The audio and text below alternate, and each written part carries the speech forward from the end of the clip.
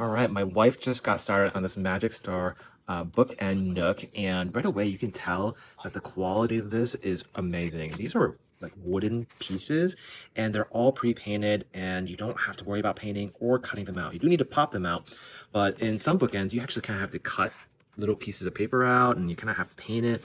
This has everything already pre-painted and kind of engraved out. You just have to like slightly push, and then it'll pop out like so. Um, we did notice one small issue with one of the stickers in the books. As you can see, it's slightly damaged, but it is going to be likely inside of a book. This is just like a page within a book, and we got a whole bunch of books to put together. So not too big of a deal, but stay tuned. We're going to put this together and show you what it looks like at the end. Check this out. It's coming along really nicely. Loving these pieces so far. They're so intricate, really high quality. Loving this. All right, so there are instructions that say to sand H1, but if you do so, you're going to lose a lot of the brown on the edges that is going to be visible when you put together. I think what the instructions meant to say was to sand these little perforations on top that eventually H1 will connect to, so that it has a nice flush fitting.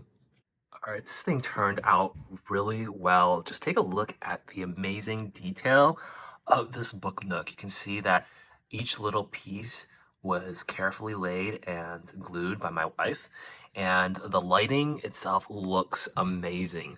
Now the wires, they were a little bit tricky to kind of figure out, but we've eventually got it.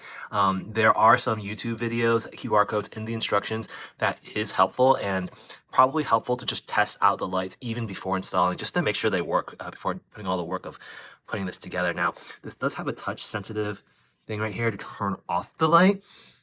And it also did come with a kind of like plastic cover to cover this up, so to prevent dust and everything. But we actually like the dusty look. It kind of gives it a more realistic look to this magic shop.